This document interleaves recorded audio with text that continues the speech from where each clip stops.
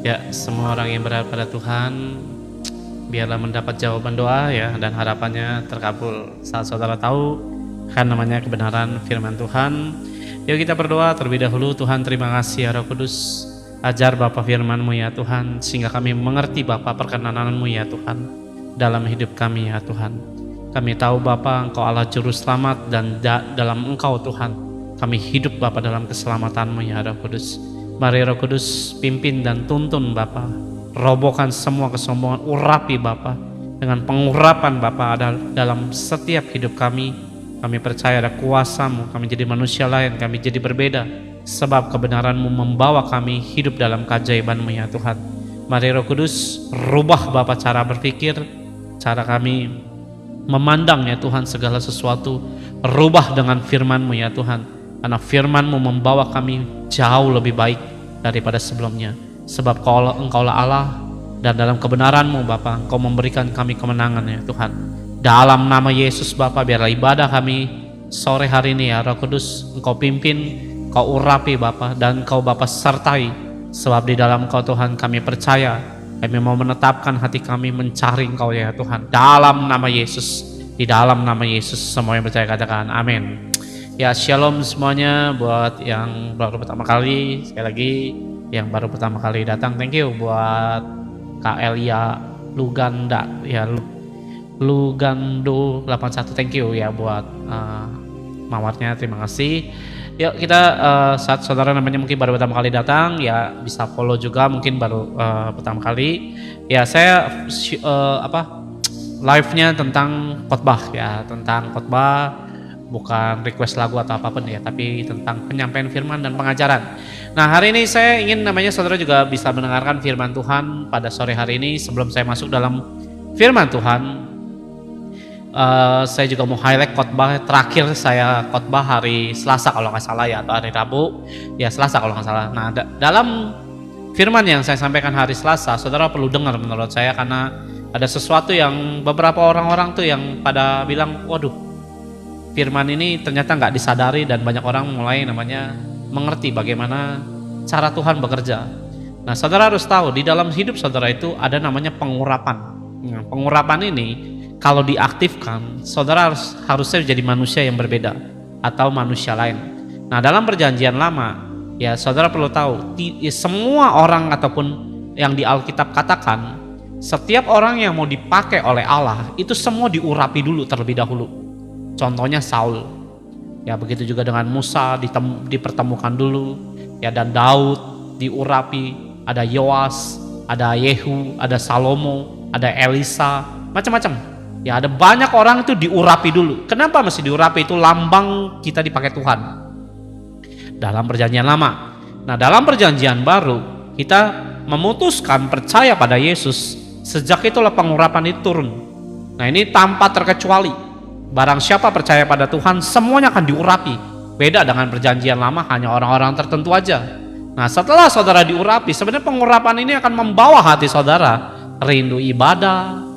Nah, pengurapan ini akan membuat saudara itu kok tiba-tiba nangis, ya, cinta Tuhan muncul, tiba-tiba pengennya nyembah, nyanyi, doa, dan melakukan banyak hal. Nah, dalam pengurapan itu ada yang bertahan, ada yang enggak. Karena ada yang memeliharanya, ada yang enggak sama sekali. Sehingga orang akan berpikir bahwa oh, kasih mula-mula itu hilang. Sebenarnya bukannya hilang, saudara sendiri yang meninggalkan pengurapan itu. Nah, saudara perlu tahu, waktu saudara pertama kali datang kepada Tuhan, itu akan turun, dan pengurapan itu akan membawa kita itu dalam kuasa Tuhan pastinya. Makanya banyak orang yang sakit bisa mengalami kesembuhan waktu saudara cari Tuhan, waktu saudara mau percaya pada Yesus. Ya, tiba-tiba pengurapan Tuhan akan membawa saudara dalam keadaan lumpuh bisa berjalan. Ada amin saudara. Nah, pengurapan Tuhan, dengar baik ya, tidak banyak dipelihara oleh orang Kristen. Kenapa? Karena nggak ngerti. Ya, entah saudara itu nggak ngerti, cuek, masa bodoh, malas, kurang disiplin, terlibat lagi dosa yang lama. Nah, ini membuat namanya semua kehidupan kita itu jadi biasa lagi. Nah, saudara harus tahu, dan banyak yang namanya pengurapan itu rusak karena apa? Watak manusia. Ya, watak kita ini kadang-kadang perlu namanya saudara sadari untuk namanya diperbaiki. Nah, karena kalau saudara belajar dalam pengurapan Tuhan, Nah, pengurapan itu akan mengajari banyak sesuatu. Apa yang kamu tidak bisa, tiba-tiba jadi bisa. Nah, kemarin saya dengar kesaksian dari seorang ibu berkata, "Pak, saya dengar khotbah Bapak, teringat Pak. Ya, suatu hari saya tidak bisa bikin kue," katanya. Ya, dalam komentarnya begitu, saya cuma baca aja. Ya, saya nggak bisa bikin kue, nggak bisa bikin sama sekali. Nah, suatu hari saya berdoa, "Tuhan, aku ini mau bikin kue." Tiba-tiba Pak, dia bilang, "Saya bisa bikin kue dengan enak." Ya, enak apa enggak saya kurang tahu, tapi saya yakin bisa dimakan pada akhirnya. Dan bisa namanya melakukan kegiatan tersebut. Nah, sebenarnya bagaimana? Nah, kalau saudara menyadari setiap kita itu punya. Nah, tergantung bagaimana saudara mau menghidupi pengurapan ini apa enggak. Itu tergantung bagaimana saudara itu punya kepedulian dengan Tuhan. Nah, Tuhan gampang aja melakukan sesuatu. "Pak, dagangan saya sepi," misalnya begitu. Pengurapan ini akan bisa mendatangkan banyak hal sebenarnya yang jelasnya menguntungkan kita sebagai anak-anak Tuhan. Nah, saudara harus tahu, dan ini terpendam dalam hidup saudara. Nah, tapi bagaimana Pak pengurapan ini bisa namanya terus hidup dalam kuasa Tuhan? Nah, saudara harus hidup dengan Tuhan. Kalau watak saudara membawa saudara jauh daripada Tuhan, ini hilang. Nah, ingat saudara, kuasa Tuhan tidak pernah menyentuh watak kita. Tuhan bisa sembuhkan orang sakit, orang lumpuh, orang buta. Yesus bisa melakukan banyak hal yang mujizat ajaib. Ya, Musa dengan pengurapannya membelah laut. Yosua roboh namanya Yeriko. Daud bisa kalahkan namanya Goliat. Dari mana? Pengurapan. Ya, kalau Daud nggak diurapi dulu, ya saya percaya Goliat yang kalahin Daud, bukan Daud kalahin Goliat. Makanya Daud bilang apa? "Aku akan aku akan bertarung dengan Goliat dengan membawa nama Allah semesta langit." Nah, dengar baik saudara, itu ada loh pada kita. Nah, saudara harus tahu, kalau pengurapan ini hilang, kamu akan hidup seperti biasa dan gak ada apa-apanya. Nah, bagaimana Simpson bisa begitu kuat? Kalau saudara lihat perjalanan di mana dia waktu mengandung dan lahir, dia juga boleh hidup. Ya, firman itu apa, Om? Maksudnya apa tuh? Ya. Nah, dengar baik ya. Saya cuma highlight khotbah yang saya mau sampaikan. Nah, ada orang-orang yang pengurapannya bisa hilang. Kenapa? Contohnya Yudas kemarin saya sampaikan. Ya, karena apa? Cinta akan uang terlalu melebihi kehidupannya cinta sama Tuhan. Sehingga dia bisa namanya dikuasai dengan hawa nafsu dan justru maka kehilangan yang berharga, yaitu hubungannya dia dengan Tuhan. Nah, saya berdoa saudara bisa dengarkan firman itu, bisa klik nama saya ya di atas sini pojok kiri handphone saudara. Di situ ada nama saya, di situ ada link YouTube. Saudara bisa klik dan cari khotbah tentang pengurapan. Kenapa, Pak? Karena itu berurusan dengan semua kegiatan apapun yang saudara lakukan. Saudara mau tukang jahit, punya usaha ini, punya usaha itu, punya pergumulan A, punya pergumulan B, pergumulan C. Bagaimana Pak bisa mengaktifkan itu? Semudah Tuhan itu menjentikan jari seperti ini kalau Tuhan mau. Nah, saudara harus tahu, itu harus dibarengi dengan watak kita yang hidup harus dengan Tuhan. Adam itu hidup dalam kemuliaan Tuhan, tapi wataknya tidak taat sehingga kemuliaannya hilang begitu saja disebabkan pemberontakan. Nah, saya berdoa itu akan dikembalikan kalau saudara itu ngerti bagaimana menjalani dengan Tuhan sebagaimana mestinya kita ikut Tuhan sebagai orang percaya.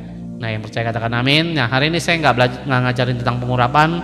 Saudara lihat di dalam 1 Samuel pasal 12 ayatnya yang ke-12. Ya, kalau saya sih berharap saudara bisa baca ini dari rumah itu dari ayat pertama. Namun saya harus lompat aja karena ayatnya nanti banyak. Nah, saya singkat-singkat aja. Ayat 12 berkata, ya pasal 12 ayat 12. "Tetapi ketika kamu melihat bahwa Nahas, raja Bani Amon, mendatangi kamu, maka kamu berkata kepadaku, tidak seorang raja harus memberi, tidak, ya koma, seorang raja harus memerintah kami, padahal Tuhan Allahmu adalah rajamu."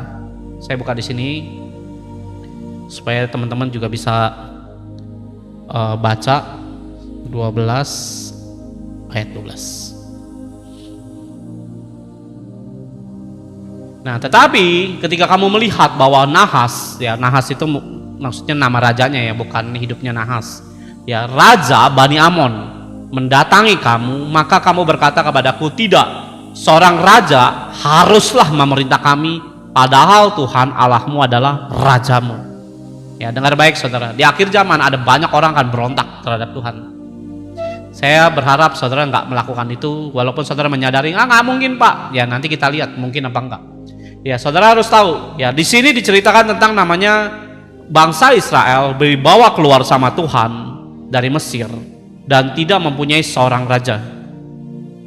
Dan suatu ketika ya bangsa Israel melihat ada namanya Bani Amon, bangsa Moab, ya bangsa Filistin, Mesir, Arab dan bla bla bla bla, semuanya punya raja.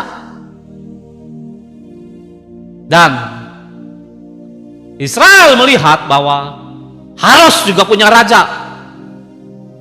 Nah, ini adalah penolakan Tuhan jadi raja di dalam hidup orang Kristen. Tidak semua orang Kristen itu mau hidup dipimpin sama Tuhan. Ada banyak orang ikut Tuhan Yesus pengen apa? Selamatnya. Padahal ikut Yesus juga banyak penderitaannya sebenarnya. Nah, yang orang Kristen kayak gitu enggak mau. Nah, waktu seorang Adam jatuh dalam dosa, ya dengar baik saudara, di sini ada Bani Amon tuh mau nyerang. Bani Amon tuh apa Pak? Nanti tak jelas sedikit dulu. Nah, kita adalah dulu waktu jatuh dalam dosa Adam itu hidup dalam kepunyaan iblis. Ya, semua manusia jatuh. Nah, sejak namanya Yesus belum lahir, semua yang mati semua ke bawah, nggak ada yang ke sorga, saudara. Artinya iblis berkuasa atas hidup manusia sangat mutlak. Dan iblis sangat ingin manusia itu mati ke neraka bersama dengan dia. Munculnya Yesus mati di kayu salib, mengambil alih semua hidup manusia yang harusnya jatuh ke neraka setibanya akhir kehidupan manusia, namun bisa diselamatkan. Nah, dengar baik saudara, kita hidup dalam kekristenan ini masih 50-50. Ya nggak ada namanya, pasti masuk surga. Belum tentu kalau hidupnya dalam dosa ya, walaupun saudara Kristen tetap ke neraka saudara. Ya, karena Tuhan tuh butuh kekudusan, bukan kemunafikan. Kita bilang, pasti selamat, tapi terus hidupnya sembarangan, kadang-kadang enggak, ke neraka itu nggak ada yang ke surga kayak gitu. Waktu Yesus mati di kayu salib, harapan keselamatan manusia muncul sangat luar biasa. Nah, setan hampir-hampir tidak ada harapan. Kalau setan ngadep Tuhan pasti kalah. Nah, setan dulunya punya namanya kehidupan manusia. Nah, dia mau ambil semua keselamatan dalam hidup kita. Nah, sama kayak Bani Amon ini. Bani Amon ini dari mana? Nah, ini saya mau jelasin. Bani Amon ini adalah keturunannya Lot atau keponakannya Abraham. Nah, Lot istrinya meninggal ya, kita tahu jadi tiang garam, keluar dari Sodom dan Gomora. Sodom Gomora apakah itu udah binasa? Enggak. Muncul dari keturunannya Lot, itulah benih dari Sodom dan Gomora. Nah, Amon itu bangsa yang pengen ngerebut tanah Israel. Bukan hanya kayak sekarang nih Palestina ribut, bukan, banyak sebenarnya. Nah, Amon itu adalah lambang seperti iblis, saudara. Kenapa, Pak? Karena dia menyembah dewa Molok, atau namanya yang dikorbankan sebuah anak jadi sebuah dupa ataupun persembahan kepada dewa tersebut. Nah, Amon itu pengen ngambil bangsa Israel. Nah, waktu diserang, orang Israel bukan cari Tuhan, ngapain? Minta raja, saudara.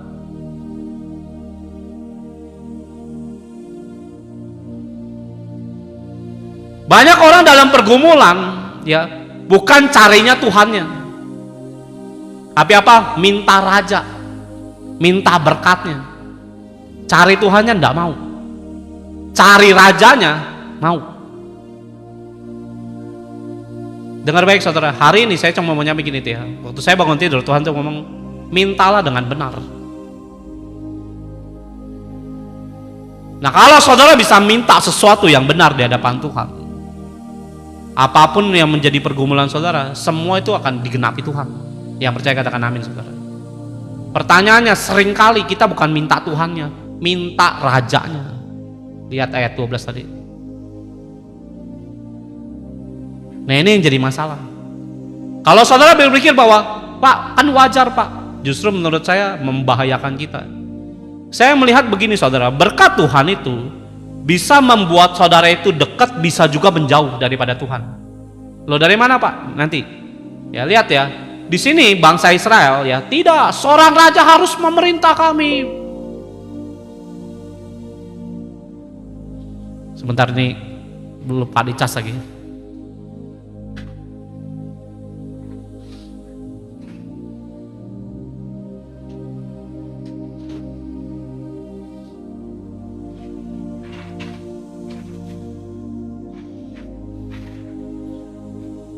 saya lanjutin ya. Nah di sini ya, padahal Tuhan udah mimpin ratusan tahun. Namun orang Israel melihat negeri yang lain, kok dia ada raja, gua nggak ada.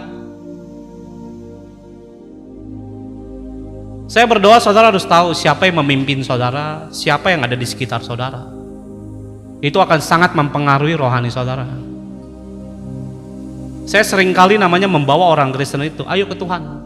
Tapi beberapa orang-orang Kristen saya kadang-kadang berpikir bahwa, kok lu carinya malah pendetanya? Kok carinya tuh rajanya? Rajanya itu maksudnya gimana? Sesuatu yang kamu butuhkan. Nah, ini kan dia butuh raja. Saya nggak tahu saudara mau, oh Pak saya butuh anak Pak. Butuh kaya Pak. Mau minta sembuh Pak. Terserah saudara mau minta apa.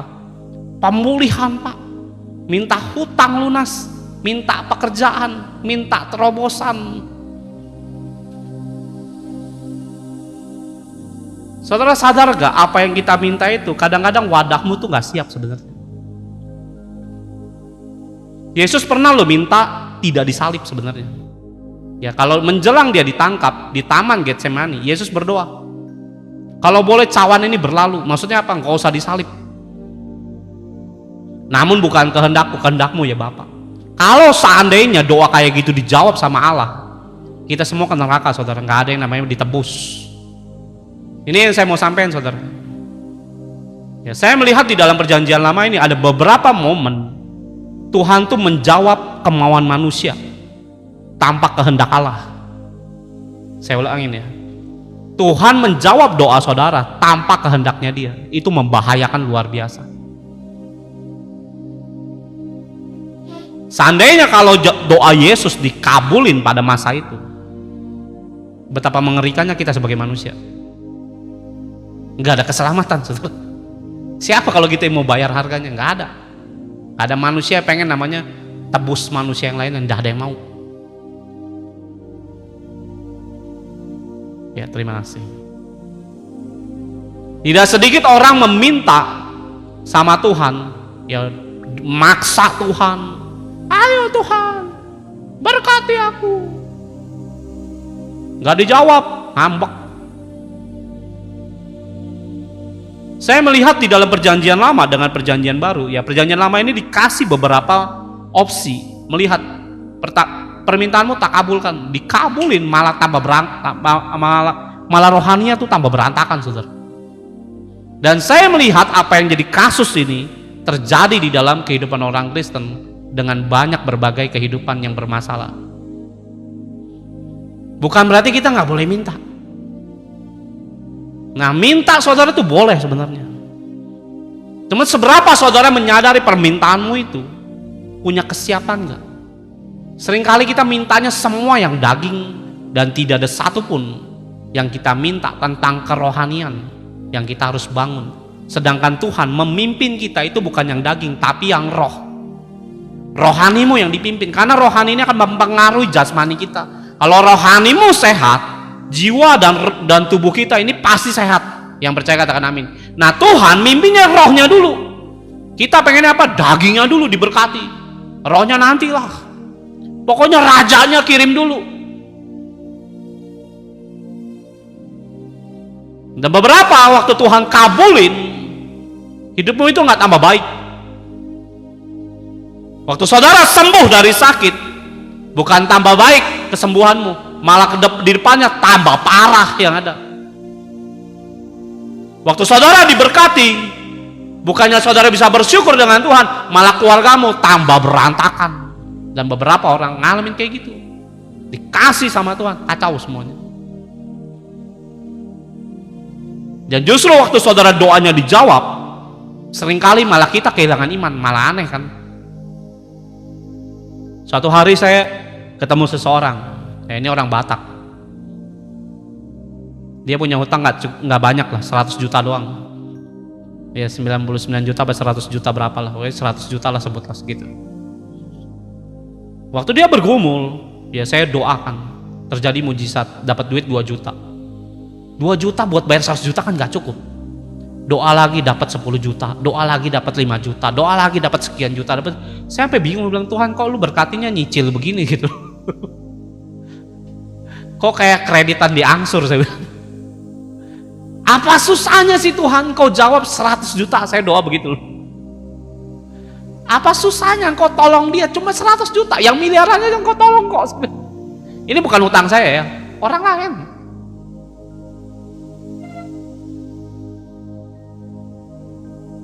Ya saya minta apa? Raja, maksudnya dalam arti utangnya lunas Tuhan. Dikasih Tuhan berkat cuman 2 juta, 20 juta, 10, 5 juta. Sampai saya bingung 100 juta apa susahnya sih bagi Tuhan. Saudara percaya Yesus Allah yang memberkati dan menolong kita, amin saudara. 100 juta itu kecil bagi Tuhan tuh. Ya karena saya ngelihat yang miliaran, puluhan miliar tuh Tuhan tolong 100 juta apa. Saya sampai ketawa saudara. Serius. Ini yang miliaran kau tolong 100 juta apa susahnya saya bilang.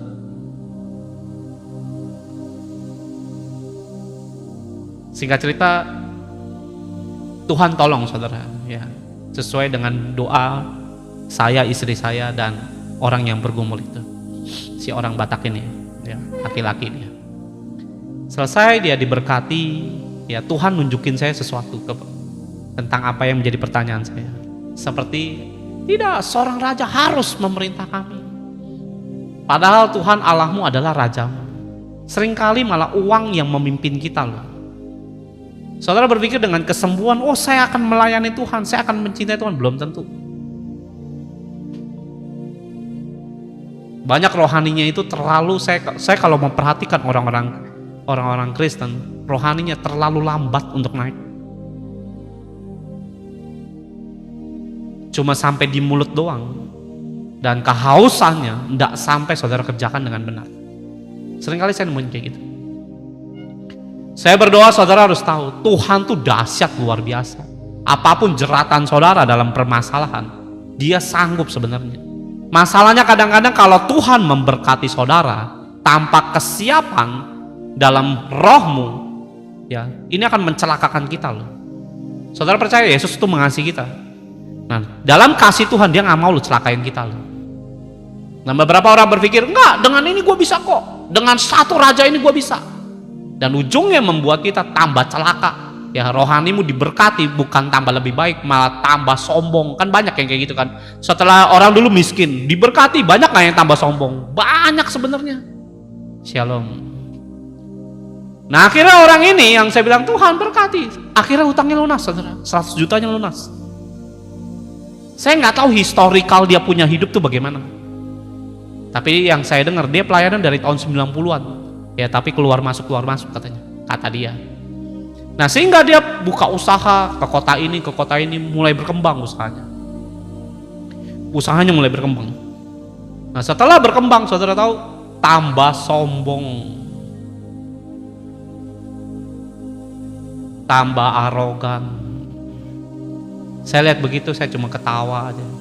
Ternyata saya yang salah Tuhan. Saya bukan yang punya hutang 100 juta ya. Jadi ada orang hutang 100 juta, saya doain orang itu supaya orang itu bisa ngalamin Tuhan. Nah, karena pengertian saya pendek tentang firman, ya karena berpikir Tuhan penolong, yes, amin, ya shalom juga selamat malam.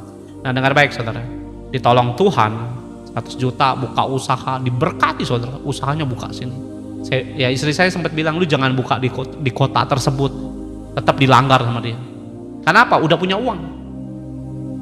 Dulu kalau belum punya uang kita nasihatin apapun didengar saudara. Kalau udah punya uang, akhirnya istrinya mati di sana, kena COVID, mati, blek. Ya, kenapa? Ya ada sedikit kesombongan yang mengerikan lah menurut saya. Setelah diberkati itu bukan tambah lebih rendah hati. Makanya kadang-kadang Tuhan tuh bukan pengen namanya kita celaka saudara. Sometimes Tuhan belum jawab doa saudara. Bukan karena Tuhan jahat, bukan karena Tuhan nggak mau memberkati. Kamu bisa nggak memegang namanya apa yang dipercaya Tuhan kelaknya gitu. Bukan malah nanti diberkati ikut-ikutan kayak orang dunia. Orang dunia ada rajanya, di Filistin ada raja, di Moab ada raja, di Amon ada raja. Itu kan ngapain? Sama kayak orang dunia. Oh, orang dunia punya tas mahal, gue beli tas mahal. Gak bisa ngikutin hati Tuhan, malah hatimu yang diikutin. dengan iri, dengan lihat semua fashion yang dari dunia, bukan fashion yang dari Tuhan, saudara bisa ikutin apa yang Tuhan mau. Dan saudara tahu, diberkati, mulai naik. Saya sama istri saya ya diem aja udah. Dia ngomongin sesuatu tuh yang sangat mengerikan sebenarnya buat istri saya, baik juga kami. Oh, saya nggak bisa berkati kalian ya, dia ngomong gitu. Saya ketawa aja. Kenapa? Loh, saya nggak diberkati, mau diberkati juga nggak pusing, saudara.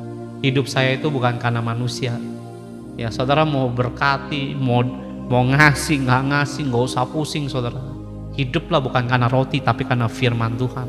Masa Tuhan nggak sanggup hidupin saya, kan gitu, saudara. Nggak ada lu, ada yang lain kok, kan gitu, saudara. Karena apa? Tangan Tuhan punya banyak cara untuk nolong kita. Yang percaya katakan amin, saudara. Nggak usah pusing ya, saudara. Wah, saya putus tender dengan usaha ini, nggak ada kerjasama. Tenang saja, saudara. Dengan Tuhan kerjasama bisa muncul dari mana aja. Ya, karena apa? Karena Tuhan yang saya sembah bukan Allah yang kolot, saudara. Bukan Allah yang dimana pikirannya pendek, nggak punya relasi. Ya, manusia boleh punya relasi banyak, Tuhan Allah kita relasinya lebih banyak, saudara. Amin, saudara ya. Dia saya sampai diomongin kayak gitu, saudara. Padahal kita ngarepin enggak. Kenapa? Saya orang pelayanan, bukan tipe orang tuh yang mau berurusan dengan uang, saudara. Kenapa? Karena saya berpikir begini, kalau mau cari uang mending kerja, nggak usah melayani, selesai. Mau brengsek jangan di pelayanan, di luar. Mau jadi orang bajingan jangan di dalam, di luar. Saya orangnya begitu, saudara. Karena apa yang saya hadap nih, saya percaya Tuhan saya ini hidup. Jadi saya nggak bisa main-main dengan cara berpikir yang kayak begitu, yang sampah begitu, saudara. Makanya saya bilang sama teman-teman saya, lo kalau mau brengsek jangan di pelayanan, saya bilang. Mati kamu, masih binasa hidupmu. Mau brengsek mending di luar. Mau cari duit mending kerja. Jangan melayani, saudara. Yang melayani diberkati, oke, saya bilang. Tapi jangan motivasinya duit, mati kamu nanti. Nah, saya punya prinsip tuh gitu. Saya kalau mau cari duit, saya bukan orang lumpuh, saudara ya. Badan saya sehat, otak saya juga bisa mikir. Saya mau kerja di mana aja bisa. Ya, saya punya pengalaman dalam pekerjaan. Saya bisa ngelakuin apa aja. Ya, karena saya berpikir gini, manusia apa sih nggak bisa? Kalau selama hatimu pengen belajar. Saya dulu orang yang ciut. Mau belajar gini takut, mau sesuatu yang suasana yang baru takut, ini takut. Setelah saya dididik di proses Tuhan, saya bilang punya kepercayaan diri begini. Nggak ada yang di tangan kita itu yang tidak bisa kita kerjakan, saudara. Kalau hatimu mau belajar. Kenapa? Sejak saya diproses Tuhan, saya lihat, oh dengan Tuhan apa sih nggak bisa? Betul, saudara. Selama yang bikin nggak bisa apa? Males. Lah, orang males dikasih duit depan mata pun ya juga belum tentu mau diambil, saudara. Nih ada proyek nih depan mata duit nih, tetap nggak mau dikerjain. Oh nggak bisa, nggak ada bensin, nggak ada ini, ada aja alasannya. Ya orang males. Amin, saudara. Nah, saya percaya bahwa Tuhan yang saudara dan saya sembah di dalam nama Yesus. Ya, sebentar kita buang manusia satu dulu. Ya, bisa melakukan apa aja, saudara. Namun dengar baik, dalam kemahakuasaannya dia tidak mau namanya mencelakakan kita. Nah, teman saya ini setelah dari utang nangis-nangis, ya, diberkati. Karena apa? Hutangnya kartu kredit. Nah, hati-hati kalian dengan kartu kredit. Jangan bilang jaga-jaga dalam doa aja, saudara. Ya, bukan jaga-jaga dalam kartu kredit. Kalau kamu jaga-jaga dalam kartu kredit, cirinya kamu tidur tengah nyenyak, saudara. Nanti ada masalah baru puyeng. Kalau cirinya kita berjaga-jaga dalam doa, ya, kita sering berdoa, bahkan kurang tidur kadang-kadang. Nah, itu bedanya. Nah, saat saya udah lihat dia naik. Nah, setahun yang lalu dia telepon saya. Setahun yang lalu, 2025 ya, awal tahun, 1 tahun persis yang lalu, telepon saya. Kok boleh nggak minta waktunya? Saya lihat handphone saya, bilang, tumben ini orang telepon saya. Dia ke Jakarta aja nggak pernah pengen nemuin saya. Ya, dia di luar kota, saudara. Saya bilang, dia ke Jakarta aja nggak pernah mau ngubungin saya. Boleh nggak konseling sebentar? Tumben pikir saya. Saya bilang tunggu setengah jam, saya bilang. Saya lagi nyetir, saudara. Selesai nyampe di mall, saya bilang oke, silakan telepon saya. Dia telepon saya. Kok tolong doain saya kok. Loh kenapa? Saya bilang. Saya ditinggal sama istri saya. istri yang pertamanya meninggal, apa istri yang keduanya lah lupa. Ya, dia gimana punya keribetan rumah tangganya lah. Dia yang meninggal ini kena COVID, dia nikah lagi. Nah yang nikah lagi ini ternyata haleluya saudara, ngomongnya, oh saya dengar suara Tuhan. Dengar suara Tuhan tapi suaminya ditinggal saudara. Lucu ya, orang Kristen dengar suara Tuhan tapi kelakuannya kayak gitu.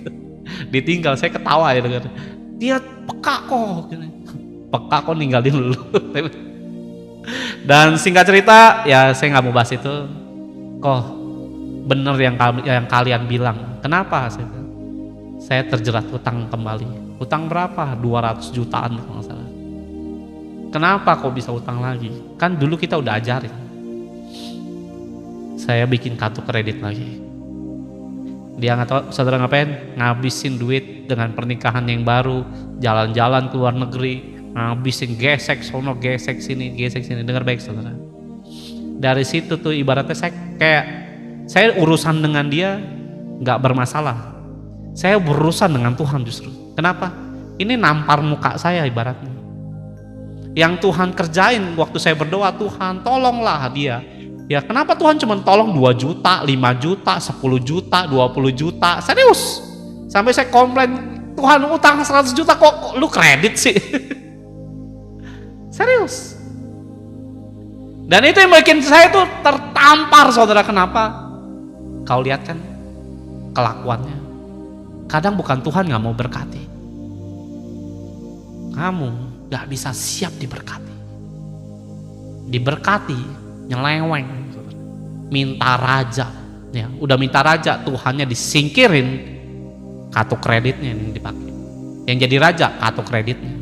Ada berapa banyak kita ini pengen Tuhan tolong, tapi hatimu gak pernah namanya kepengen Tuhan tuh jadi raja.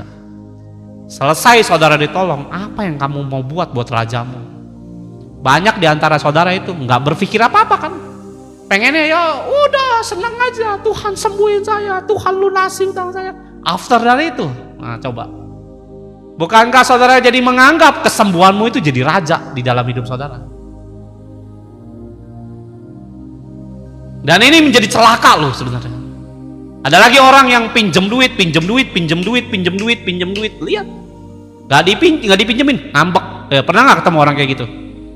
Pernah nggak ketemu namanya kita nggak pinjemin duit, malah dia yang lebih galak. Ayo, nggak ada namanya kemakmuran tanpa kesiapan, saudara. Orang yang makmur dia kerja keras, ya, walaupun tanpa Tuhan. Ya orang kerja keras pasti terima upah, walaupun nggak ada Tuhannya. Ya shalom. Dengar baik saudara.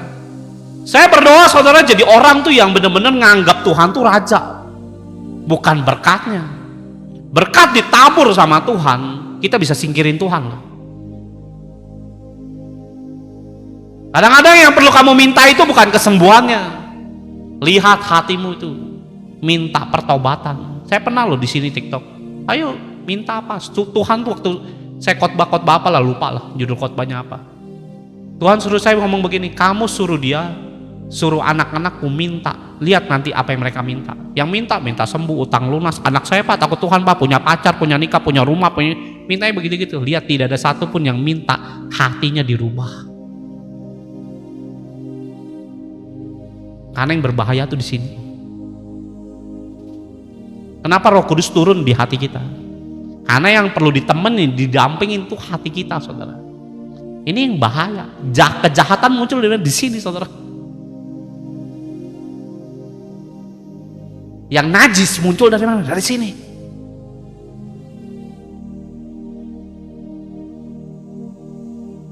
Ada amin, saudara. Saya berdoa saudara harus tahu, Tuhan Allah yang saudara sembah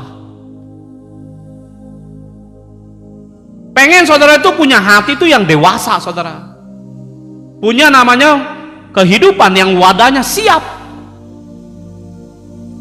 Kalau siap, apa yang saudara minta dikasih.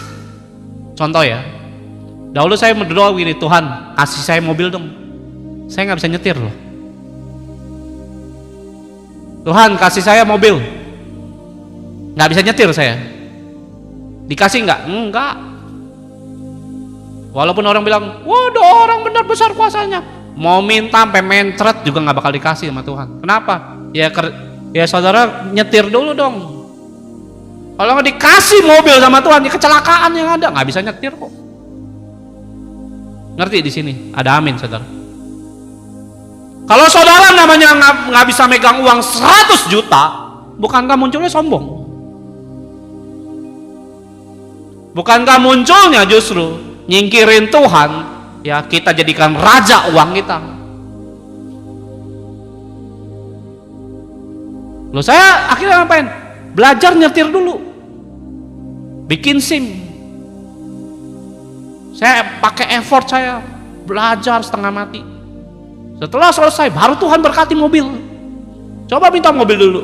Saudara mau ditumpang tangan pendeta manapun yang imannya besar ya Bapak, diberkati? Nggak akan menurut saya. Wadahmu siapin dulu, belajar nyetir dulu, bikin SIM dulu, tahu aturan berkendara, lampu merah jangan terobos, kan gitu. Hijau ya jalan, saudara hijau berhenti, saudara diklakson di belakang. Amin saudara. Nah belajarlah saudara untuk namanya hidup dalam firman Tuhan saudara, karena firman Tuhan membawa saudara itu untuk namanya mempersiapkan diri. Nah contoh ya, Tuhan mau datang nanti yang kedua kali, membawa semua anak-anak Tuhan dalam keselamatan tanpa persiapan. Saudara ibaratnya gini, Yesus kan mempelai. Ada pernikahan anak domba di dalam Wahyu pasal 18. Wahyu 19. Ada namanya pernikahan anak domba. Nah namanya pernikahan perlu persiapan saudara, perlu prepare. Nggak ada namanya saya mau nikah, seminggu lagi saya mau nikah. Oh kacau balau saudara pernikahan saudara, nggak ada persiapan kayak gitu.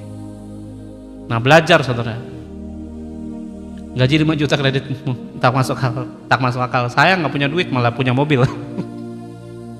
Ya di dalam Wahyu pasal 19 ayat yang ke-6, perjamuan kawin anak domba.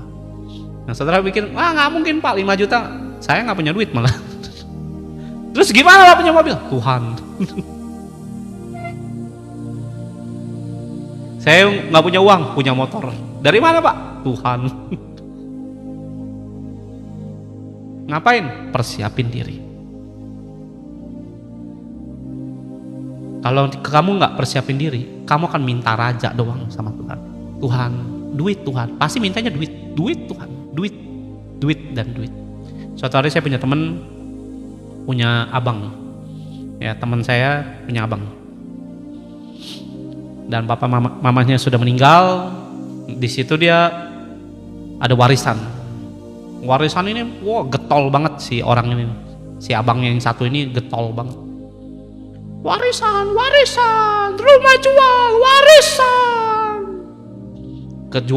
Akhirnya adiknya cerita sama istri saya, terus ngobrol di mobil sama saya bilang, rumahnya jual aja, saya bilang, ikutin aja maunya dia. Terus gimana? Bagi nanti harta, warisan tuh bagi. Rumahnya di daerah Jawa Timur saudara. Kampung lah sebenarnya, terjual lah 150 juta rumahnya ya karena kampung. 150 juta bagi bertiga, potong uang gini nggak tahu lah kebaginya berapa lah, 5. Nah si kokonya ini yang nomor 2, si koko nomor 2 nya ini paling serakah, mintanya yang paling gede. Seharusnya mungkin dibaginya 50-50, dia minta 80 juta saudara. Akhirnya minta dia yang paling gede, nomor 2. Dengerin ya orang Kristen ya, kamu mau Kristen gak Kristen, warisan tuh jangan serakah. Gak ada warisan itu serakah bisa bertahan duitnya berapa miliar sekalipun. Saya ulangin ya, saya udah ketemu banyak orang. Saya melihat warisan jangan benar rebutan, ada yang marah itu jadi uang kutuk saudara, habis semuanya, gak bakal ada yang awet. Tuh betul kan? Ya. Beda Pak kalau pendeta lah kita jemaat. Nah, imanmu harus belajar ya. Tuhan kan nggak lihat, oh yang pendeta tak berkati, yang jemaat tidak diberkati. Pendeta sama jemaat tuh Cuma masalah waktu kamu belajar apa enggak, bukan masalah status. Nah itu pemikiran yang ngawur sebenarnya. Saya bukan pendeta, ya, saya nggak sekolah. Saya cuma jadi jemaat yang belajar akan firman, ngikutin Tuhan maunya kemana. Ya pendeta itu gelap bisa dicari kok, bisa dikejar. Hidup dengan Tuhan itu beda. Belum tentu saudara bisa. Nah itu tergantung maunya apa enggak. Ya jadi jangan membatasi Tuhan dengan pendeta jemaat. Enggak, saudara juga bisa dengar suara Tuhan kok. Saudara bisa ketemu Tuhan, saudara bisa akan berjumpa dengan Tuhan, saudara bisa nikmati berkat Tuhan. Masalahnya bisa nggak belajar yang katanya saya pendeta ini, saya belajar. Nah bisa nggak kamu belajar dengan apa yang saya pelajari? Nah kamu akan ngalamin yang sama. Kenapa? Karena Tuhannya sama, Yesusnya sama. Apa yang diberkati ke Abraham, ke Ishak, ke Yakub, ke Daud, ke Salomo, bisa ke kita. Kenapa? Galatia 3 ayat 9, bahwa berkat apa yang diterima oleh Abraham, terima karena kita punya iman yang sama. Saya kembali, kakaknya paling serakah, ya ambil paling banyak. Saudara tahu, tempo sebulan pada bulan habis uangnya, dan keadaannya tambah parah, tambah penyakitan setelah pakai uang itu dengan glamor, dengan kehidupan. Ini Kristen loh padahal. Saudara harus tahu gini saudara, kadang-kadang permintaan saudara itu dikabulkan Tuhan untuk apa? Ngebuktiin betapa busuknya hati kita ini. Kadang-kadang kita bisa mendesak Tuhan, Tuhan gak kepengen. Kenapa? Karena kasihnya Dia pengen nyelamatin kita dari semua jurang maut. Ada amin saudara. Ada amin. Ya terima kasih. Saya berdoa saudara harus tahu betapa Tuhan itu pengen nuntun kita dalam keselamatan, bukan hanya dalam berkat. Tapi di ayat 12, waktu bangsa Amon nyerang, Amon tuh ngapain? Amon itu penyembah dewa Molok. Dewa Molok ini ngapain Pak? Pengen ngambil keselamatan orang Israel dengan kawin percampuran. Bukankah sama kayak iblis, pengen kita ini kehilangan keselamatan? Dengan apa? Nawarin raja. Lihat ayat 13. Saudara kalau tidak paham bagaimana cara Tuhan kerja, cara iblis. Saya dengar saudara ya, iblis itu saudara juga harus kenali bagaimana cara kerja dia. Kalau enggak kita emosian terus saudara. Yang ngadepin hidup ini kok gini amat Tuhan, kok nggak ditolong-tolong. Saudara harus belajar. Ya. Lihat, maka sebab itu lihat itu raja yang telah kamu pilih, yang kamu minta, sesungguhnya Tuhan mengangkat raja atasmu. Nah, dengar baik saudara. Tuh di dalam ayat pasal 9 Tuhan bilang kepada Samuel, biarkan dia pilih raja, sebab maksudnya Tuhanlah yang ditolak, bukan kau. Beraninya orang Israel nolak Tuhan, gila nggak saudara? Ya kenapa? Saudara harus tahu, banyak juga orang manusia ikut Yesus ngapain? Cuma pengen pertolongan Tuhan, Tuhannya membodo amat lah. Lihat ayat 14. Saya lihat firman kayak gini, sebenarnya manusia itu jahat yang mengerikan. Asal saja kamu akan takut akan Tuhan, beribadahlah kepadanya, mendengarkan firman-Nya, dan tidak menentang titah Tuhan, baik kamu maupun raja yang akan memerintah kamu. Itu mengikuti Tuhan Allahmu. Ya, satu permintaan Tuhan, ibadahmu jangan lepas. Sesimpel itu loh Tuhan minta kadang-kadang. Doamu jangan kendor. Dulu kamu doa setengah mati buat dapetin berkat Tuhan. Setelah diberkati, doanya kendor. Kamu bisa berpuasa mati-matian buat minta pertolongan yang sudah kamu mepet. Setelah diberkati, mulai kendor. Doa mulai hilang. Belajar saudara. Sometimes Tuhan gak mau celakakan kita. Kita lah yang memilih mencelakakan diri kita sendiri. Udah celaka bilangnya, oh Tuhan izinkan, ngawur setengah mati. Berapa banyak orang Kristen bilang, Tuhan izinin saya bangkrut. Bukan izinin bangkrut, kamu yang bangkrut. Kenapa? Keserakahan, ketamakan. Shalom. Saya berdoa saudara dengar firman ini, kita perlu belajar saudara. Jangan saudara minta sesuatu itu yang kadang-kadang yang tertujunya cuma berkat, tanpa kamu lihat kesiapan ya daripada hati kita. Suatu hari saya pelayanan ketemu pemusik. Nah, itu Natal 2024 seingat saya. Di Natal 2024 saya diundang kumpul saudara, makan minum. Ya betul ya, karena kita sering lupa ya. Masalahnya kita berani ngakuin nggak atas kebodohan kita ini ngelupain Tuhan, malah kita berjalan dengan raja kita yang baru, yaitu berkatnya Tuhan sendiri. Ya kadang-kadang kita ini terlalu songong di hadapan Tuhan. Ya saya kembali dengan cerita kesaksian ini. Nah 2024 saya ketemu, terus ngobrol saudara, besok kamu pelayanan di mana? Saya ketemu pemusik, terus pemusiknya ngomong begini, saya besok pelayanan di salah satu di rumah jemaatnya ini polisi saudara, ya baju coklat polisi. Terus dia bilang begini sama saya, Pak,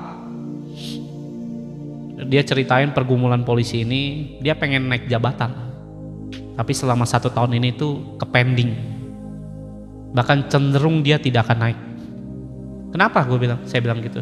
Karena kalau dilihat ini orang sengaja kayak dibuang gitu, dipinggirin saudara. Terus ya besok saya pelayanan ke sana. Dia bilang bantulah doalah dia ngomong sama saya begitu. Waktu dia bilang bantulah doa, Roh Kudus ngomong saudara. Ngomong begini. Roh Kudus ngomong, kamu tahu kenapa dia tidak naik jabatannya? Gimana saya tahu, saya bilang. Langsung Tuhan tuh ngomong, kalau dia naik bisa nggak korupsi? Langsung saya ngomong ke pemusiknya, sampein ke polisi itu, saya bilang. Dia orangnya suka ibadah saudara, suka ngadain ibadah, suka ngeberkati orang, bla bla bla bla bla. Tapi kan nggak ada yang tahu kita hati manusia kayak apa. Ya, kita boleh menutup semua kelihatannya dengan rohani, menutup semua dengan namanya tameng, kelihatannya shalom. Tuhan nggak lihat shalommu, lihat sinimu. Langsung saya ngomong, bilang ke temanmu itu, saya bilang, apa? Tuhan sampaikan betul gini, kalau kamu naik ke Jenderal 1 bintang 1, ya kan udah kombes atau apa kan? Ya di Jakarta saudara. Kalau naik ke bintang 1 bisa nggak ikut-ikutan korupsi? Nah itu tuh kata si pemusik. Jangan-jangan itu kali masalahnya. Nah lu ngomong sama dia, saya. Karena Roh Kudus sampein itu, saya. Oh gitu ya Pak. Wah besok saya sampein katanya. Nah disampein apa enggak saya nggak tahu. Ya saya mau ceritain gini saudara. Sering kali kita pengen namanya gaji naik, betul ya? Pengen punya rumah, pengen Tuhan kalau mobil diberkati, saya akan gini, saya akan gitu, ya kan? Pengen Tuhan. Terus setelah diberkati, berapa banyak kita ini nyimpang? Ayo, mohon maaf ya, berapa banyak kita ini setelah diberkati brengsek hidup kita, malah tambah aneh-aneh. Ya, beli tas ya, beli handphone Pak yang mahal Pak. Nggak masalah kamu mau beli handphone 1 miliar juga boleh saudara. Bisa nggak handphonemu itu buat ngemuliain Tuhan? Kenapa Pak? Coba lihat di dalam Yohanes pasal 14 ayat 12. Ya lihat, aku berkata kepadamu, sesungguhnya barang siapa percaya kepadaku, jangan ayat 12 deh, langsung aja ayat yang ke 13 saja. Dan apa juga yang kamu minta dalam nama Yesus, Yesus akan lakukan katanya. Supaya apa? Bapa dipermuliakan dalam nama anak. Kadang-kadang kita boleh minta, boleh, bukan nggak boleh. Bisa nggak dibalik itu semua permintaanmu ngapain? Muliain Tuhan. Kita malah ngapain? Euforia dengan semua yang saudara senang. Oh puji Tuhan saya diberkati, puji Tuhan. naik jenderal 1. Jujur Pak hidupnya? Enggak, korupsi. Nah itu mendukakan Tuhan itu. Malah rajanya yang disembah, bukan Tuhannya. Nah saudara harus tahu, apa yang kamu minta kamu harus bertanggung jawab. Belajar saudara.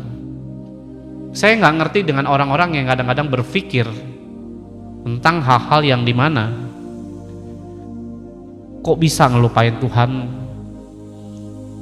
dengan begitu gampangnya saudara. Kadang-kadang saudara berpikir, oh nggak mungkin Pak saya, oh makin mungkin. Saya juga banyak ketemu orang-orang yang, Pak kalau saya diberkati saya mau begini, nggak usah ngomong lah, saya bilang, udah lakuin aja dulu. Jangan ngomong bilang nanti kalau diberkati, yang kayak begini biasanya 90% nyimpang saudara. Belajar saudara, ada amin saudara, diberkati dengan firman-Nya. Amin saudara. Kembali dalam 1 Samuel pasal 15.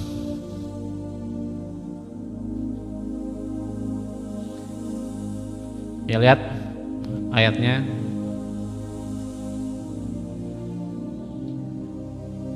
Ya, shalom semuanya yang baru pertama kali datang. Ya. Tetapi jika kamu tidak mendengarkan firman Tuhan dan kamu menentang titah Tuhan, lihat ya, maka tangan Tuhan akan melawan kamu dan melawan raja. Beberapa orang-orang itu waktu saudara diberkati, ya di kemudian hari saudara itu nggak akan hidup, justru makin tambah diberkati. Pak kalau Tuhan berkati usaha saya akan begini, saya akan begini. Setelah diberkati beberapa orang, mohon maaf ya, malah senangnya ke diskotik. Malah senangnya ngapain? Bikin dosa. Malah senangnya jalan-jalan ketimbang namanya ngadain hidup dalam doa. Kemarin ada orang ngomong begini sama saya. Kemarin dia ngomong begini, menurut Kotimo gimana? Ya dia manggil saya Kotimo gitu. Menurut Kotimo saya mau bikin usaha gini. Saya cuma ketawa saudara. Saya pengen kembangin usaha saya gini. Saya cuma diem saudara sambil senyum. Tidak bergeming saya. Tidak bersuara. Tidak kasih pendapat. Karena dia juga nggak nanya pendapat saya apa. Dia cuma saya pengen begini. Saya mau minta Tuhan gini. Ya saya nggak ngomong apa-apa. Nggak bersuara. Nggak bergeming. Cuma senyum. Dan saya nggak memberi pendapat apapun karena saya juga nggak ditanya pendapat saya apa. Saya cuma melihat apa ini akan hancur terus saya pikir. Cuma saya nggak mau ngomong, diem aja. Mbak jahat dong Pak, bukan saya jahat. Lu nggak nanya Tuhan mau apa? Karena saya lihat hati manusia itu pengennya cuma uang, usaha berkembang. Gak pernah mikir namanya Tuhan itu jadi raja kita. Setelah namanya saudara diberkati, beberapa orang nyingkirin Tuhan. Gak banyak orang ternyata mengingini Tuhan memimpin hidup saudara. Gak banyak. Ya ingat ya di ayat 15 ini, saya ngeliat ayat begini, sadis banget. Bukan karena Tuhan sadis, tapi jika kamu tidak mendengarkan firman Tuhan, kamu menentang perintahnya, maka tangan Tuhan akan melawan kamu dan melawan rajamu. Apa yang diberkati Tuhan dilawan juga sama Tuhan. Kenapa? Saya bilang Tuhan kenapa begini? Karena aku sayang. Kalau nggak dilawan, mati mereka, ke neraka semua. Ingat saudara, Yesus tuh mengasihi. Ada amin saudara. Percaya Yesus tuh mengasihi kita. Kalau kasih Tuhan kadang-kadang ya turun terhadap saudara. Sedangkan cara hidup saudara yang memimpin adalah uang saudara sebagai raja dalam pola hidup saudara yang tidak benar. Kamu akan dihancurin Tuhan. Kenapa? Sayangnya Tuhan tuh begitu kadang-kadang.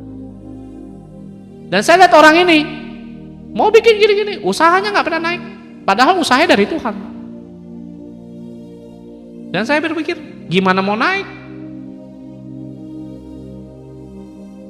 Udah diberkati, malah begini, malah begono, malah boro-boro namanya ngikut doa. Ikut doa juga apa seenak-enaknya. Itu yang kadang-kadang bikin gemes ngeliat. Dia bikin bisnis ini hancur, bikin bisnis ini hancur. Saya bilang, ini akan hancur yang berikutnya sebenarnya. Ya, saya nggak mau ngomong, diemin aja. Nunggu sampai lu nyerah ibaratnya. Nunggu sampai mengibarkan bendera putih, nyerah Tuhan. Beberapa orang Kristen akan dibegituin sama Tuhan. Nyerah Tuhan, baru Tuhan tolong. kayak saya bikin usaha bangkrut, mau ke sini hancur, mau naik ini hancur, roboh semuanya. Ternyata saya berpikir tuh kejam banget Tuhan. Setelah saya belajar, itu kasih Tuhan. Wahyu pasal 3, kasihku mendidik, menghajar. Relakanlah hatimu. Amin saudara. Percayalah, Yesus tuh mengasihi tuh gak main-main saudara. Kadang-kadang dia pengen selamatin kamu, kadang-kadang kita nggak mengerti kenapa saya harus mengalami kebangkrutan Tuhan. Saya ngalamin kebangkrutan. Kenapa Tuhan saya harus ngalamin gitu? Gak enak loh Tuhan. Nah kalau saudara yang mungkin udah diambang hidup kehancuran, ya berbaliklah hatimu kepada Tuhan. Sebab Tuhan sanggup membawa usahamu yang rusak itu naik kembali. Rumah tanggamu yang ujung dalam perceraian, mungkin dalam kehancuran, Tuhan bisa pulihin dengan sangat mudah. Kenapa? Ayo dong, jadikan Tuhan tuh raja dalam hidup saudara. Kalau nikah, jangan rajanya itu suamimu, anakmu. Oh sayang anak saya, semua juga sayang. Tapi ingat, ada raja, segala raja yang harus memimpin dalam pernikahan, dalam usaha, dalam pelayanan, dalam saudara bertemu dengan orang, dalam semua sentuhan kegiatan tangan saudara, bikin kue, bikin ini, bikin ini, bikin begini. Ada raja, namanya siapa Pak? Yesus. Jangan kuemu nomor 1. Ya ada orang nih datang, saya diusir Pak dari kontrakan, rasain loh. Ya terima kasih, rasain. Kenapa Pak? Ya karena apa? Ya setelah udah di akhirnya kan diberkati dia. Ya diberkati saudara. Nah setelah diberkati, doa lagi, nggak pernah doa. Sampai hari ini saudara. Ya jadi kalau misalnya Pak saya susah, rasain kadang-kadang. Kenapa? Emang kurang ajar sama Tuhan. Malah usaha kuenya, makanannya terus yang dikejar saudara. Nanti ya ada lagi orang doa puasa. Ya saya doa puasa. Ya thank you, terima kasih. Saya doa puasa Pak. Wah. Akhirnya usahanya lancar saudara. Wah diberkati. Terus diajak lagi doa. Nanti ya kalau usaha saya mulai sepi lagi, saya baru doa puasa lagi. Nggak nyembah raja itu namanya. Nah yang kayak gitu kadang-kadang menyakiti hati Tuhan saudara. Nggak semua orang diberkati itu memuliakan Tuhan saudara. Nggak semua orang cari Tuhan itu memang pengen ingin Tuhannya. Coba lihat Markus pasal 9 ayatnya yang Markus pasal 5 ayat yang ke-9. Siapa di sini yang tahu cerita tentang legion? Mengeramkan, menggeramkan. Iya. Nah saya kemarin tanyain, Pak, Kotimo, saya pengen usaha gini. Saya coba ketawa aja sambil main musik. Lu mau ngapain kalau hatimu kayak gitu? Hancur. Mending lu keluar aja sekalian, gak usah Kristen lah. Ini usaha diberkati Tuhan. Kurang setia, malah hidupnya carinya duit terus. Bingung saya kadang-kadang. Padahal duit Tuhan udah siapin loh. Tuhan udah siapin. Saya kadang-kadang lihat kurang baik apa Tuhan sama keluarga ini. Kurang baik apa Yesus melayani keluarga ini. Serius. Kadang-kadang aja kami nih ya, ini sifatnya irinya positif ya. Lu tuh enak lu dilayanin Tuhan. Kita nggak segitunya lo dilayanin Tuhan. Ibaratnya ditolong Tuhannya nggak segini mudahnya lo. Masih kadang-kadang perlu bayar harga. Puasa kamu itu nggak sesusah-susah itu lo. Ditolong Tuhannya tuh sangat murah hati. Amin saudara. Siapa yang tahu di sini tentang cerita legion ya? Lihat Markus pasal 5 ayat 9. Kemudian ia bertanya kepada orang itu, siapa namamu? Jawabnya, namaku Legion, karena kami banyak. Yang memohon dengan sangat supaya Yesus jangan mengusir roh-roh itu keluar dari daerah itu. Adalah di sana lereng bukit, sejumlah besar babi sedang mencari makan.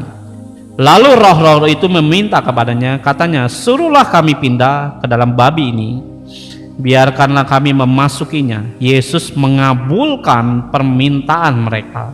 Lalu keluarlah roh-roh jahat itu dan memasuki babi-babi itu.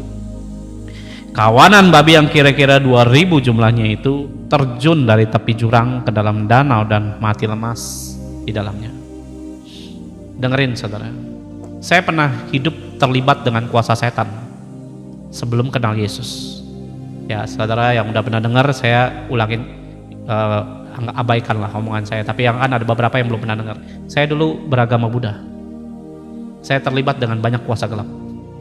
Saya kasih makan setan, ya, bikin perjanjian, pasang susuk saya dulu. Ngapain? Duit. Urusannya duit.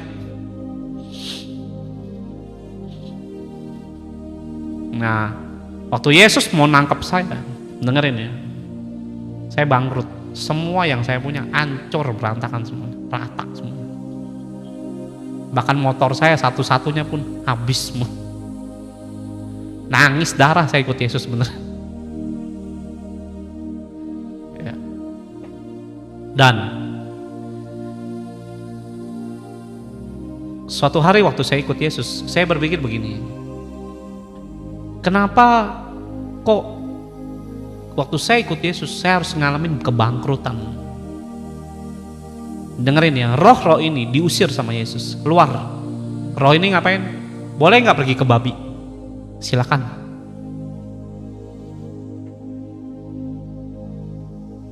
Babi itu habis mati semua, nyemplung. Dengar baik saudara, setiap perjanjianmu yang bukan daripada Tuhan, lewat usaha, lewat pekerjaan online, offline, apapun yang tidak terlibat dengan kekudusan dengan Tuhan Yesus.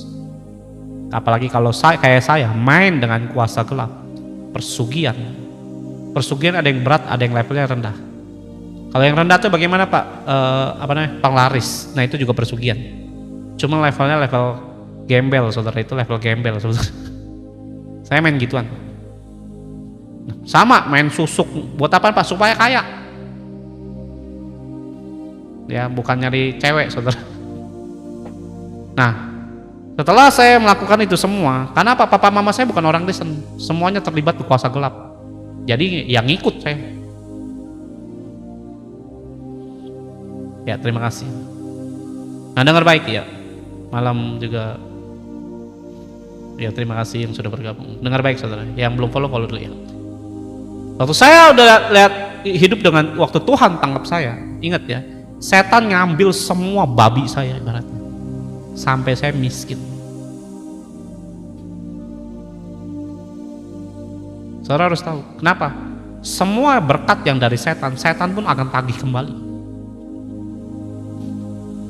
Ini bukan masalah 1 jiwa diselamatkan 3 miliar, 4 miliar.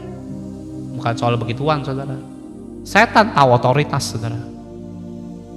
Ya orang ini orang gila saudara, dan gak ada satu pun orang berani kesini. Kenapa? Ada usaha babi.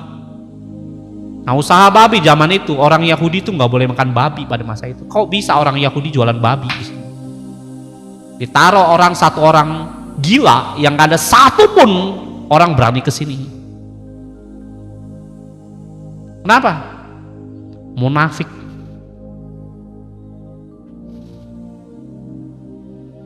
Munafik.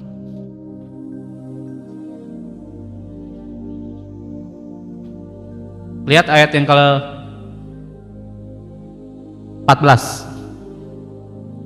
15 langsung lah, 15 dulu, nanti kita kembali ke 14. Mereka datang kepada Yesus dan melihat orang kerasukan itu duduk sudah berpakaian sudah waras. Orang yang tadinya kerasukan legion itu, maka takutlah mereka. Waktu orang ini kesurupan legion, mereka nggak takut, malah jagain babi gue ya. Ibaratnya gitu. Ini orang sembuh, takut kan, aneh. Coba saudara lihat di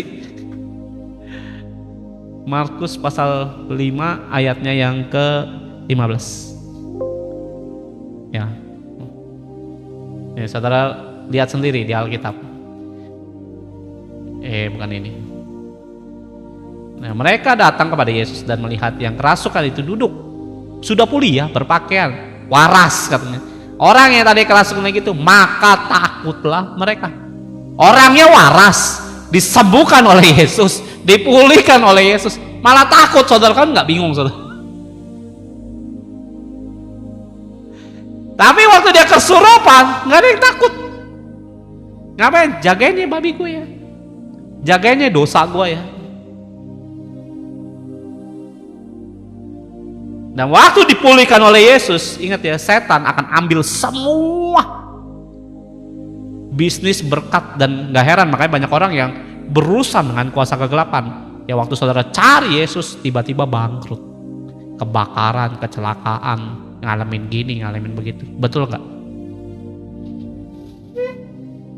Ayo, siapa yang waktu saudara ikut Yesus tiba-tiba terjun bebas? Kenapa? Setan ambil.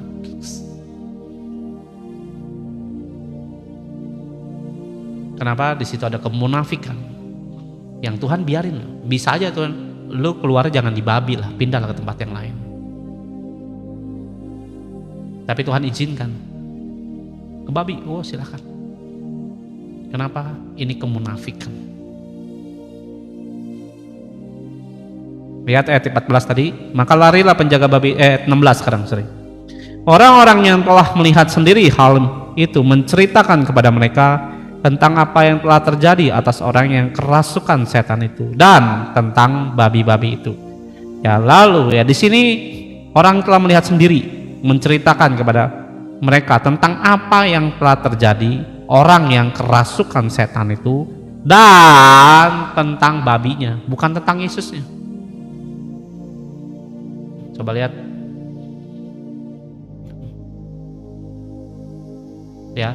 Orang yang telah melihat sendiri hal itu menceritakan kepada mereka tentang apa yang telah terjadi atas yang kerasukan dan apa tentang babinya. Yesusnya disebut enggak. Belajarlah saudara kalau minta di hadapan Tuhan. Persiapin hati saudara. Kenapa ya Tuhan kok belum tolong saya? Wah, ternyata saya masih sombong. Nah itu yang membahayakan. Ya, lihat ayatnya yang ke 17. Lalu mereka mendesak Yesus, suruh ngapain? Meninggalkan daerah mereka. Ya, mendesak Yesus supaya ia meninggalkan daerah mereka. Ya, Yesus datang, ada orang kesurupan di dalam nama Yesus. Ya, setan keluar, keluar saudara. Nggak ada satu orang pun bisa sembuhin. Yesus datang sembuh. Setelah disembuhin, saudara tahu, ya, Yesusnya diapain? Diusir. Jangan bilang kita kalau diberkati Tuhan, nggak mungkin Pak, saya usir Yesus. 2000 tahun yang lalu pernah terjadi. Lalu mereka ngapain? Desak Yesus. Yesus, pergilah. Lalu lo ngerusak babi gue. Ayo. Betul apa betul? Berapa banyak orang setelah diberkati, ya, doanya ndak lagi, Alkitabnya ditinggal. Banyak hari ini ngusir Yesus. Pengennya apa? Babinya kembali, Yesusnya pergi.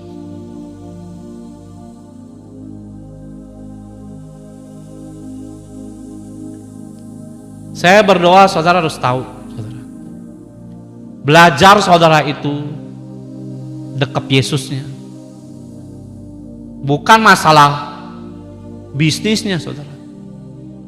Di sini yang dibongkar sama Tuhan itu dua, kemunafikan sama orang kesurupan. Nah kalau saudara munafik di hadapan Tuhan, dibongkar pasti. Karena Tuhan tidak menyukai dosa. Tuhan mencintai kita tanpa dosa. Pak, nggak mungkin kan manusia hidup tanpa dosa? Mungkin. Kenapa bisa mungkin Pak? Karena ada Roh Kudus yang akan bantu kita.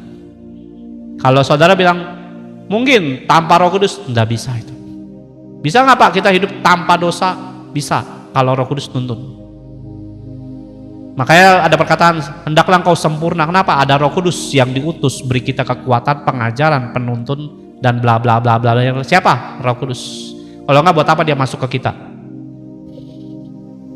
Kalau kita hidupnya sama aja kayak manusia pada umumnya. Yang percaya katakan amin dulu saudara. Amin saudara. Belajar saudara.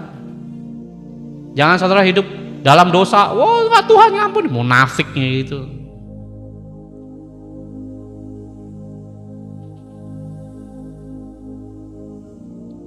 Dulu saya ada orang utang 600 juta, saudara. Utang 600 juta. Setelah utang 600 juta, dia undang saya sama istri saya datang. Saya doakan, selesai. Dan akhirnya bisnisnya dia udah mati. Dia bilang, saya mau jual rumah. Ya, minta sama Tuhan supaya jual rumah. Dan saya berdoa, saya nggak minta, saya lupalah pada masa itu minta rumahnya dijual apa enggak, saya lupa, nggak terlalu ingat. Dan singkat cerita, saya berdoa pulang. Saya pulang bulan berikutnya bertemu di tempat ibadah, doain lagi, pulang. Tempo 2-3 bulan, rumahnya nggak kejual. Bisnisnya yang mati, dihidupin Tuhan. Dan untung 2 miliar. Hebat nggak Yesus? Amin, saudara. Saya lagi bilang, rumahnya nggak kejual. Ya, tapi bisnisnya yang mati, dihidupin sama Tuhan. Untung 2 miliar. Setelah untung 2 miliar, orangnya nggak pernah muncul di tempat ibadah. Sampai berlalu 6 bulan. Saya aja sampai lupa, saudara. Karena apa? Banyak kan yang datang kan. Ada ratusan orang. Jadi nggak tahu saya ya. Sebulan pertama nggak ketemu, ya udah kita nggak tahu. 6 bulan berikut, kayak perasaan ada si ini deh. Kemana tuh orang, kayak udah lama nggak kelihatan kan gitu. Terus ditanya sama saudaranya, mana saudara lu, kok nggak pernah muncul lagi? Lu tahu nggak, katanya. Kenapa? Bisnisnya dia hidup kembali, katanya. Terus untung 2 miliar. Utangnya bayar 600 juta, dibayar. Loh, terus kenapa nggak muncul lagi gitu loh? Takut dia diproses Tuhan nanti jadi miskin lagi. Bayangkan, saudara. Ini saya ngomong nggak ngarang, saudara, nggak bohong. Iya, di atas dia.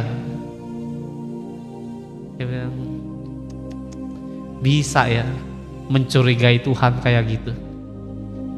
Benar-benar nggak habis pikir saya.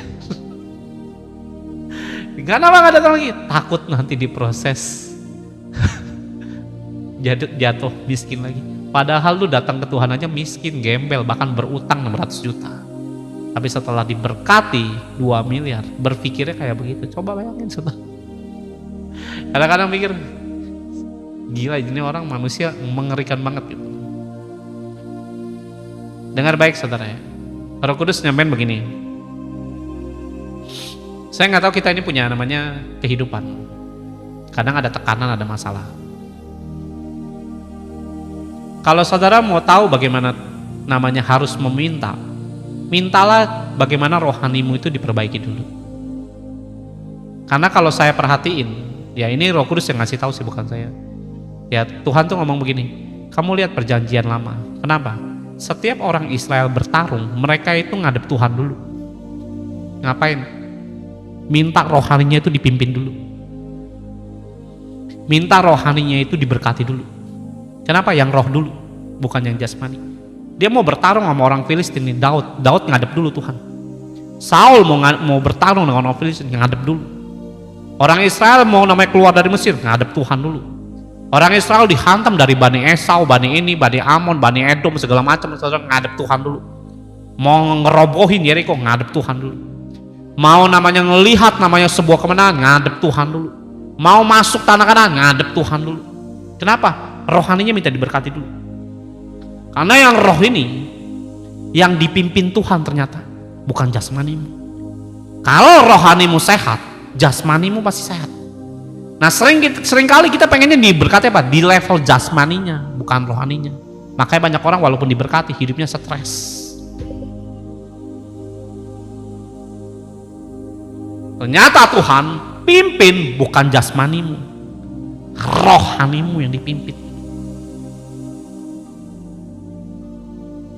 Kalau rohanimu nggak bisa dipimpin, jasmanimu akan kacau dengan main.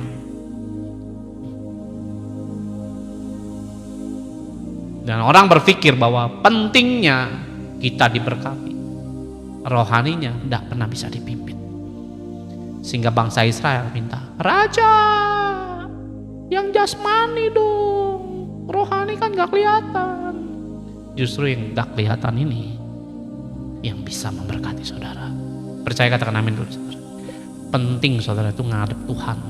Bangsa Israel ngelakuin itu.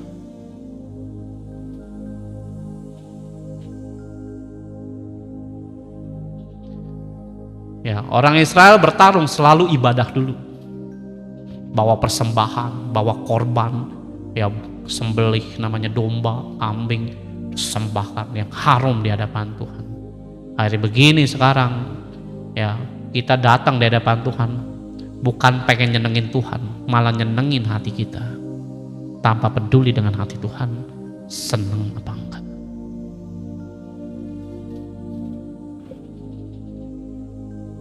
Saya berpikir betul-betul Tuhan tuh mimpin rohani kita. Kalau rohani mau dipimpin pakai jasmanimu, logikamu, intelektualmu, yang penting anak saya akademiknya bagus pak, S1, S2, S3. Rohaninya jelek, akan ngancurin kita loh. Ya kamu boleh namanya gelar master kaya raya, tapi kalau rohanimu nggak dipimpin Tuhan, perselingkuhan di mana-mana.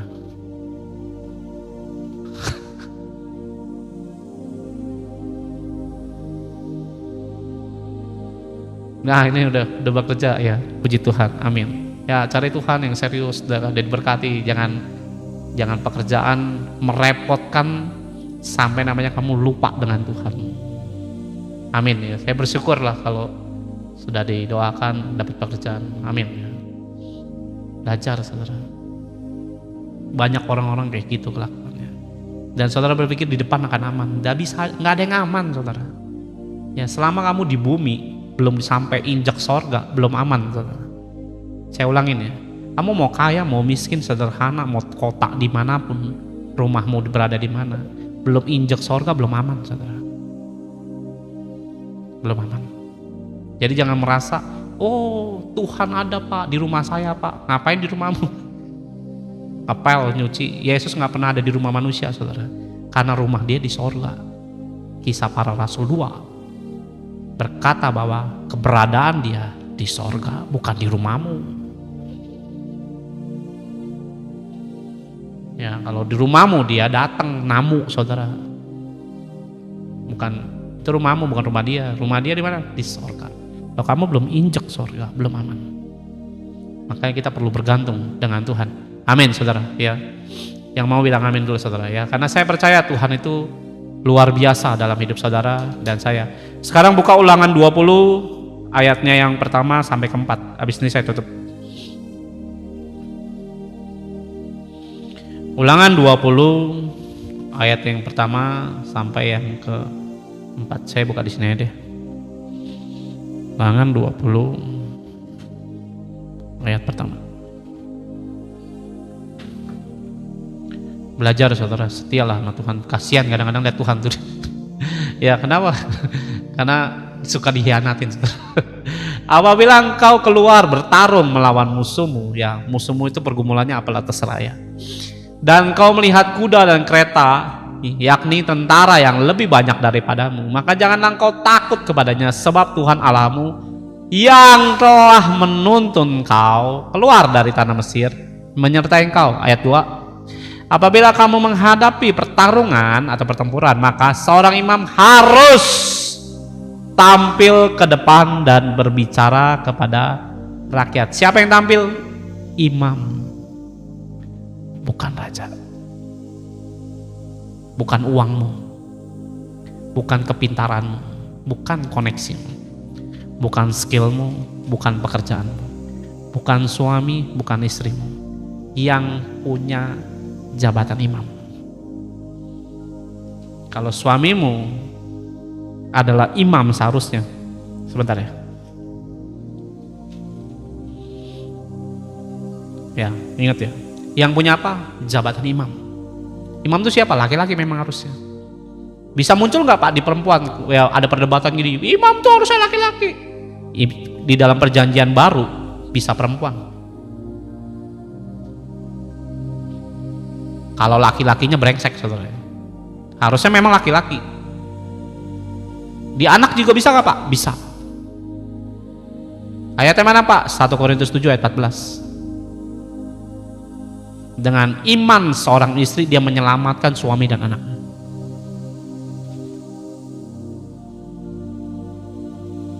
Jadi bagaimana Pak pertarungan? Bagaimana saudara ngerti tentang ngadep Tuhan? Dan itu harus iman. Harusnya laki-laki di sini. Ya, kalau yang laki-lakinya kelakuannya konyol, saudara, siapa yang mau nolong kamu? Karena kita butuh Tuhan. Ya lihat ayat 3. Ya makanya yang laki-laki bener dong ya. Jangan cengengesan aja main game mulu kebanyakan. Ya. Alkitab baca. Jangan kayak Adam nanti hidupmu. Jatuh dalam dosa karena nggak ngerti dikasih firman malah dilanggar.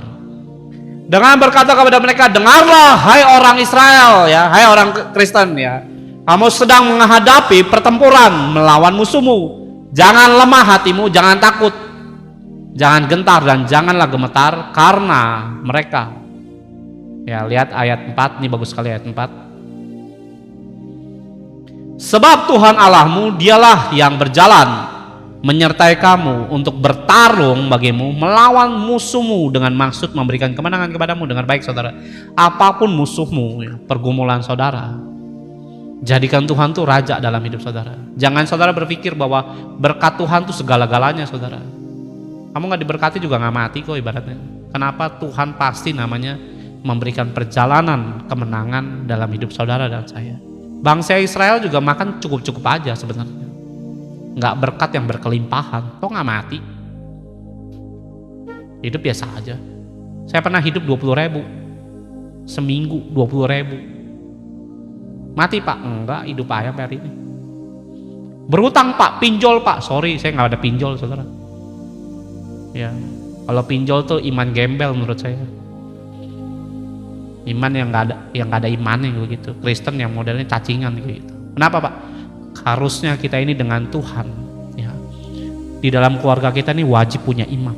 Pak, laki-lakinya nggak ada yang benar Pak, kamu jadi imam. Kamu perempuan nggak boleh Pak jadi imam. 1 Korintus 7 ayat 14. Dengan iman istri menyelamatkan. Ngadep. Catherine Coleman itu perempuan.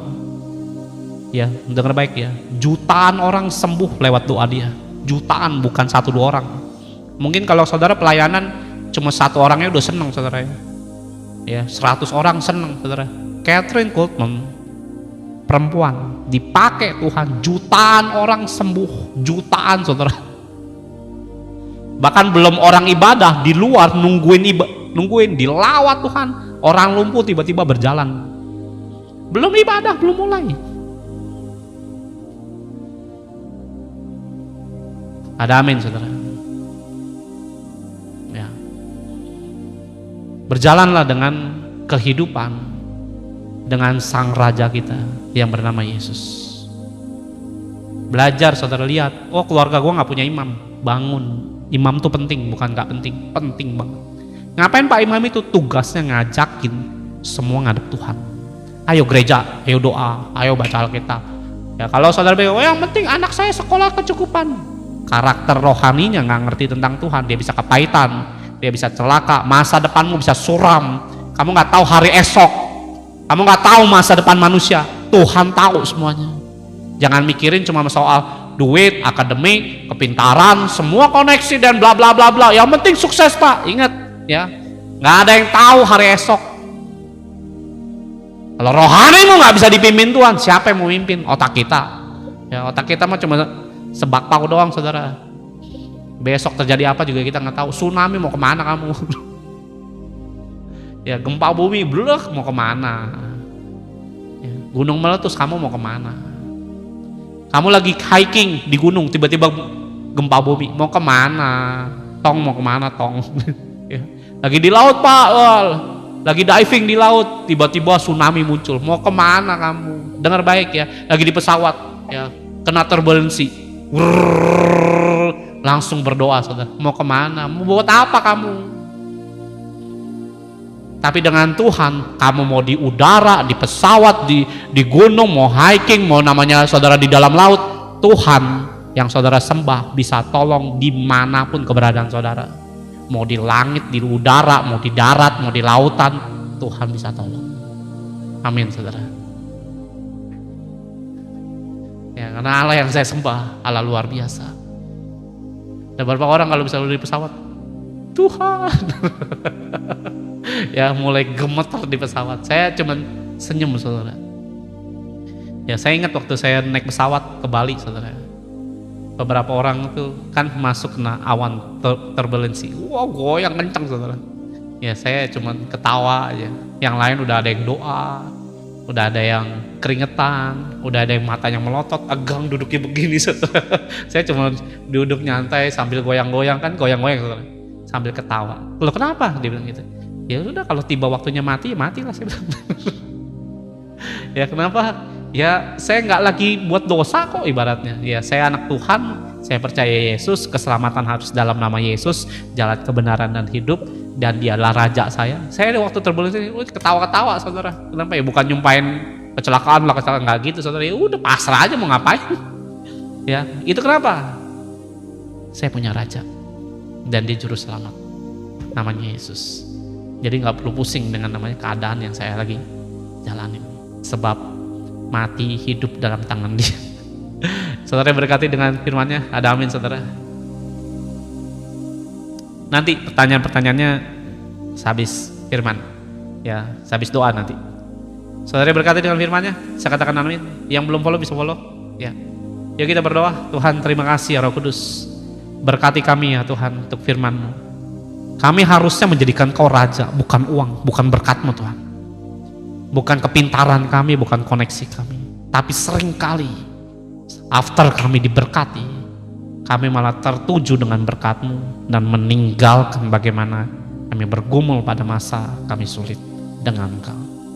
Mohon ampun Tuhan, ampuni kami ya Roh Kudus. Apa yang Kau buka dalam hidup kami, seringkali Bapa kami berlaku sangat sombong ya Tuhan, dan meninggalkan Kau. Cenderung kami mengkhianati. Ampuni dosa kami Tuhan, bahwa kami ya Roh Kudus mengenal firman-Mu. Kaulah tetap raja kami, Kaulah tetap Tuhan kami. Kami tetap kejar Bapa jalan keselamatan dan kebenaran firman-Mu. Mari Roh Kudus berkati semua anak-anak-Mu.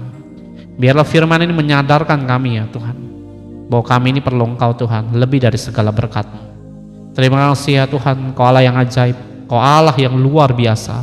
Di dalam nama Yesus, dalam nama Yesus, di dalam nama Yesus. Semua yang percaya katakan amin. Tuhan Yesus memberkati.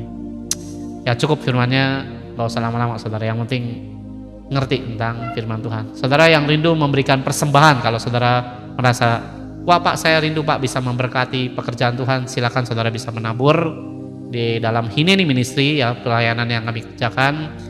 Besok pagi saya nggak ada firman ya, sore aja firmannya di channel YouTube atau di TikTok ya. Nanti di sore jam 5 ya, besok pagi nggak ada, saya mau istirahat dulu karena ada urusan sedikit ya. Jadi kalau saudara nanti nungguin kan jam 10 nih, kapan nih Pak Timo khotbah, nggak, besok saya nggak ada, sore aja jam 5. Nah saya besok nyampein firman tentang namanya ini sudah ditaruh ya, firmannya sudah 2 minggu yang lalu sebenarnya. Harusnya Sabtu ini saya pakai firman itu, namun saya berpikir